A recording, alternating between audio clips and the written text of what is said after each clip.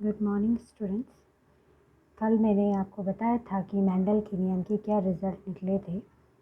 उसी बेस पे मैं आपको बता रही हूँ कि मेंडल ने जो प्रयोग किए उसके आधार पर उन्होंने 2 नियम बनाए थे और वो नियम आज उन्हें हम नियम ना कहकर कहीं कहीं सिद्धांत भी कह देते हैं। उसमें सबसे पहले है प्रभाविता का नियम। मोनोहाइब्रिड क्रॉस में जो पहली पीढ़ी में हम जानते हैं कि 2 पेरेंट्स में से केवल एक पेरेंट्स का लक्षण प्रकट हुआ, तो यानी 2 जनकों में से केवल एक ही जनक का लक्षण जो है वो प्रदर्शित हुआ, तो इसे हम क्या कहते हैं, प्रभाविता का नियम इसको कह देते हैं। तो यहाँ पर आपको कुछ बातें ध्यान में रखनी है। जैसे आप देख रहे हो कि ये शुद्ध लंबा है, ये शुद्ध बोना है, इनके गैमीट्स बने और निषेचन होने पर ये पहली पीढ़ी में कैपिटल टी स्मॉल टी हमको मिला। ठीक है, तो इसको हम क्या कहते हैं, समयुग्मजी, और ये क्या है, विषमयुग्मजी। देखिए ये भी टॉल है और ये भी टॉल है, लेकिन ये समयुग्मजी और ये विषमयुग्मजी है। ठीक, इसको हम शुद्ध कहते हैं, इसको हम संकर कहते हैं। तो एक एलील प्रभावी है। देखिए कैपिटल टी क्या है, प्रभावी, और स्मॉल टी अप्रभावी, यानी अपना प्रभाव नहीं दिखा पाता है, तो हम इसे क्या कहते हैं, प्रभाविता का नियम इसको कहा गया था।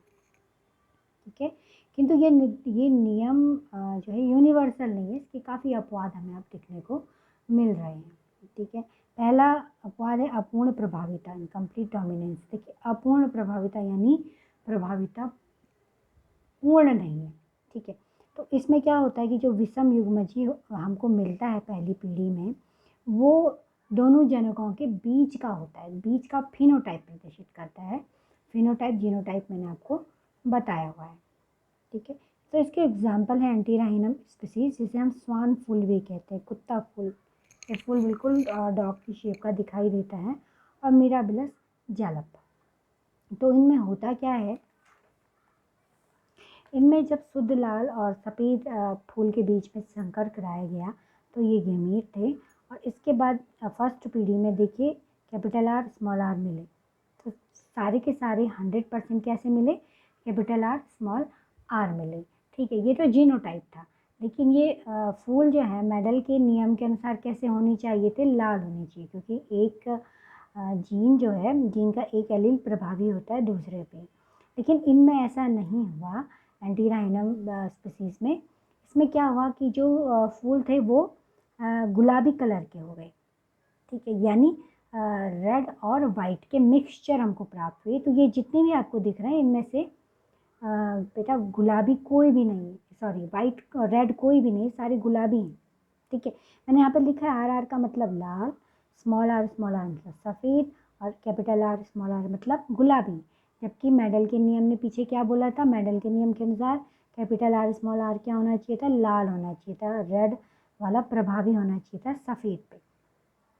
ठीक है, अब इसमें देखिए मैंने आपको पहले ही बताया था कि F1 पीढ़ी में 2 एलील साथ रहने पे उनके कलर ब्लैंड नहीं होते। जैसे आपको ये लग रहा होगा कि ये गुलाबी हो गया है, तो शायद अब सारे जो जीन, इसमें जो जीन है तो सफ़ेद और लाल तो अब आएगा ही नहीं अगली पीढ़ी में, लेकिन ऐसा नहीं हुआ। इन्होंने फिर इसको सेल्फ पॉलिनेट कराया, स्वपरागण कराया, जो मेंडल के नियम में मेंडल ने कराया था। तो दूसरी पीढ़ी में देखिए हमने एक को मेल माना, एक को फीमेल माना। ठीक है, इनकी गैमीट्स को इस टाइप से हमने लिखा। तो F1 पीढ़ी में हमें क्या मिला, F2 पीढ़ी में हमें क्या मिला, capital R small R, capital R small R, capital R sorry, capital R small R, capital R small R, small R small R. तो इनका अब ये किस प्रकार के थे, इसमें क्या हुआ कि इसमें इनको कुछ तो लाल मिले, कुछ सफ़ेद मिले, और कुछ गुलाबी मिले। तो ये बात तो बिल्कुल सिद्ध होती है कि F1 पीढ़ी में 2 एलील साथ रहने पे उनके कलर मिक्स नहीं होते हैं। ठीक है, इसलिए हमें कैसे सिद्ध हुआ, क्योंकि अगर ये मिक्स हो जाते तो F2 पीढ़ी में सारे फिर से गुलाबी आने चाहिए थे ना, आने चाहिए थे, ये तो फिर आने ही नहीं चाहिए थे। लेकिन अगली पीढ़ी में फिर क्या हुआ, फिर वही हुआ जो मेंडल के नियम में होता है कि जो है कलर कोई भी गुण आपस में मिक्स नहीं होता है। तो इनका फिनोटाइप अनुपात कितना था, फिनोटाइप मतलब जो दिखाई दे रहा है, तो इसमें रेड कितना, 1 है, गुलाबी कितने हैं, 2 हैं, और सफ़ेद कितना है, 1 है। ठीक है, ये आपको निकालना आना चाहिए। ये लाल है, ये सफ़ेद है और ये दोनों गुलाबी है। तो फिनोटिपिक यानी दिखने वाला रेशियो कितना है, 1:2:1। अब जीनोटाइप की हम बात करें तो कैपिटल आर वाला केवल एक है। कैपिटल आर स्मॉल आर वाले 2 हैं और स्मॉल आर वाले 1 है, यानी इनका जीनोटाइप अनुपात भी क्या है, 1:2:1 है। तो ये मेंडल के नियम का पहला अपवाद था, अपूर्ण प्रभाविता। इसकी डेफिनेशन मैंने लिखी है। अपूर्ण प्रभाविता वह वंशागति है जब एक विषम युग्मजीव प्रभावी व अप्रभावी दोनों समयुग्मजों के बीच का इंटरमीडिएट फिनोटाइप प्रदर्शित करता है। ठीक है, जब क्या है, एक विषम युग्मजीव जो हमें मिलता है वो प्रभावी और अप्रभावी दोनों के बीच का गुण प्रदर्शित करता है। वहीं अगर आप सहप्रभाविता देखें तो दूसरा जो अपवाद था वो है सहप्रभाविता का। सह मतलब एक साथ प्रभावित होना, को डोमिनेंस इसको हम कहते हैं। सहप्रभाविता ऐसी स्थिति है जिसमें किसी विषम युग्मजीव के दोनों एलील्स अपने को पूर्ण अभिव्यक्त करते हैं, यानी कि दोनों एलील का अपने अपने गुण दोनों प्रदर्शित करेंगे। कोई भी मतलब छुपेगा नहीं, कोई भी गुण छुपेगा नहीं, और ऐसा नहीं हो कि एक छुप गया और एक दिखाई दे रहा है, या ऐसा भी नहीं हुआ कि उनका मिक्सचर आ रहा है जैसा अपूर्ण प्रभाविता में, बल्कि दोनों के दोनों डोमिनेंट हुए, दोनों के दोनों एक साथ आए। जैसे मनुष्य में ABO ब्लड ग्रुप होता है, तो ब्लड ग्रुप में ये जो हम इसमें हम IA, IB, IO से इसको दिखाते हैं। आई के 3 एलील। आई क्या है, एक जीन आई से निर्धारित होता है। आई अक्षर आपका आइसोहीमोग्लूटिनोजन के लिए लिया जाता है। आइसोहीमोग्लूटिनोजन एक प्रोटीन होती है जो कि आपके RBC से चिपकी होती है, और इसी के आधार पे हमारे जो ब्लड ग्रुप है उसका निर्धारण होता है कि हमारी जो लाल रक्त कणिकाएं हैं उस पर कौन सी हीमोग्लूटिनोजन चिपकी हुई है। तो उसके 3 एलील माने गए हैं, A, B और O। ठीक है, तो किसी भी मनुष्य में इनमें से कौन कौन से उपस्थित होते हैं, ये तो IA होगा, ये A रक्त समूह होगा। अगर IA है तो ये भी A रक्त समूह होगा। ये प्रभावी नियम दिखा रहे हैं यहाँ पे। IB है तो B, IO है तो B, IO है तो कोई रक्त समूह नहीं होगा। लेकिन अगर 2 पेरेंट्स ऐसे हैं कि एक का ब्लड ग्रुप A है और एक का B है, इनका क्रॉस कराने पे देखिए, ये मैंने क्रॉस बनाया है यहाँ पे, पनेट इसको ऐसे, तो हमें जो F1 जनरेशन मिली इसमें IA IB वाले मिले, यानी AB वाले मिले। तो ये AB में हम क्या बोलेंगे इसे, हम क्या कहेंगे इसे, कौन सा ब्लड ग्रुप है? ना तो ये A ब्लड ग्रुप है, ना तो ये B ब्लड ग्रुप है। इसे एक नया नाम दिया गया, AB रक्त समूह, क्योंकि यहाँ पे A और B दोनों के दोनों अपना प्रभाव दिखाते हैं। इसको कहते हैं सहप्रभाविता। तो ये दोनों मेंडल की फर्स्ट नियम की क्या है, अपवाद है। ठीक है, अब इसमें सबसे बड़ी जो बात होती है वो बात ये है कि हमें जैसे F1 पीढ़ी में हमें सारे लंबे पौधे मिले। ठीक है, हमने तो आपको जो है दिखाने के लिए इसमें जीनोटाइप दिखा दिया है कि कैपिटल T स्मॉल t हमको मिला, लेकिन मेंडल ने कैसे पता किया कि इसका जीनोटाइप क्या है, इसका जीन क्या है? ये जो लंबा दिखाई दे रहा है ये शुद्ध लंबा है या बोना लंबा है? तो इसके लिए यहाँ पर हम टेस्ट क्रॉस का प्रयोग करते हैं, मोनोहाइब्रिड टेस्ट क्रॉस। ठीक है, मोनोहाइब्रिड टेस्ट क्रॉस क्यों करते हैं, आपको ध्यान रखना है। मोनोहाइब्रिड टेस्ट क्रॉस ये जानने के लिए करते हैं कि हमको ये जो फर्स्ट पीढ़ी में ये जो मिलता है, कोई भी हम क्रॉस कराते हैं तो ये शुद्ध है या संकर है। ये अगर लंबा हमको मिल रहा है तो ये लंबा, क्योंकि आप जानते हो कैपिटल T भी लंबा है और कैपिटल T स्मॉल t भी लंबा है। अब हम मेंडल के नियम के फर्स्ट नियम की बात कर रहे हैं, उसके अपवादों पे हम बात नहीं कर रहे हैं। तो बेटा ये जानने के लिए कि ये शुद्ध लंबा है, इसमें कैपिटल T, क्योंकि आप जानते हो बगीचे में लंबे पौधे हैं। अब आपको ये भी पता हो चुका है कि कैपिटल T भी लंबा है और कैपिटल T स्मॉल t भी लंबा है। तो पता कैसे करेंगे, इसके लिए हम टेस्ट क्रॉस कराते हैं।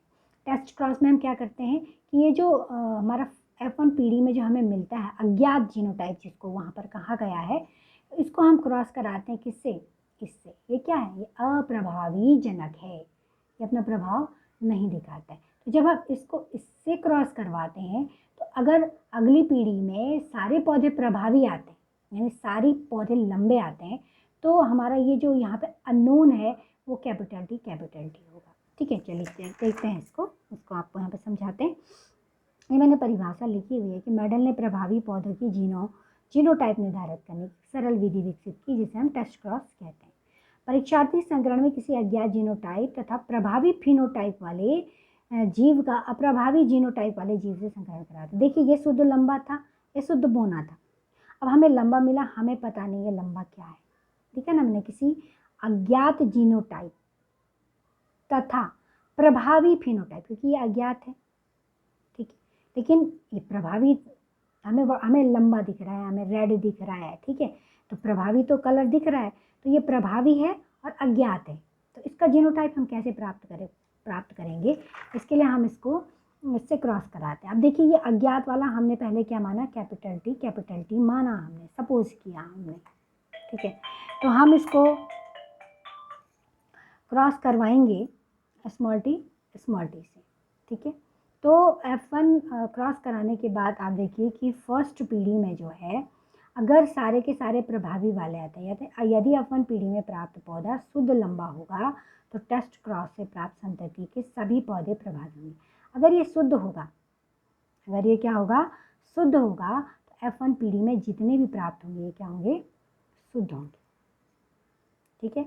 लेकिन अगर ये संकर होगा, ये देख रहे हैं आप, ये सब ये सारे प्रभावी हैं, लंबे हैं, कैपिटल टी स्मॉल टी, ठीक है, हमें 100% लंबे मिले, तो हम क्या समझ गए कि हमको F1 पीढ़ी में जो अज्ञात मिला वो शुद्ध था, ठीक है। लेकिन आप जानते हो ऐसा होता नहीं है, ये मैंने केवल समझाने के लिए लिखा है।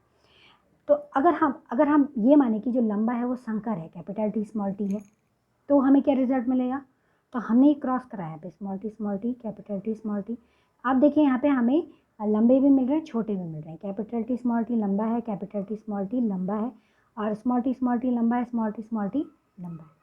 तो हमें ये 2 लंबे मिल रहे हैं और 2 बोने मिल रहे हैं, यानी 50-50 का रेशियो है, 1:1, 1:1 का हमें रेशियो मिल रहा है, यानी 50% हमें लंबे मिल रहे हैं, 50% हमें बोने मिल रहे हैं। तो अगर हमें टेस्ट क्रॉस कराने पर अगली पीढ़ी में आधे लंबे और आधे छोटे मिल रहे हैं, तो हम ये मान सकते हैं कि जो F1 पीढ़ी में हमें लंबा पौधा मिला वो संकर था, वो विषम युग्मजी था। लेकिन अगर हमें टेस्ट क्रॉस कराने के बाद सारे पौधे लंबे मिल रहे हैं, तो F1 पीढ़ी में प्राप्त जो हमें पौधा था वो कैपिटल था, वो समयुग्मजी था। इसका हम पता करते हैं, ठीक है। तो हम जानते हैं कि कैपिटल टी स्मॉल टी होता है, हम पहले से पढ़ते हुए आ रहे हैं, लेकिन मेंडल को ये पता नहीं था, मेंडल ने इसके लिए टेस्ट क्रॉस कराया और रिजल्ट क्या मिला कि ये संकर होता है, ये विषम युग्मजीय अवस्था में होता है, और इसका ये रिजल्ट हमको मिलता है, ठीक है। इसी प्रकार बैक क्रॉस होता है। बैक क्रॉस में हम क्या करते हैं, बैक क्रॉस में हम F1 पीढ़ी में प्राप्त पौधे को किसी भी पेरेंट से क्रॉस कराते हैं, किसी भी, आप प्रभावी से कराइए चाहे अप्रभावी से कराइए, और ये हम जो है एक वंश क्रम लेने के लिए इसको करते हैं। ये मैं आपको कल डिस्कस करूँगी। आज के लिए इतना ही, थैंक यू।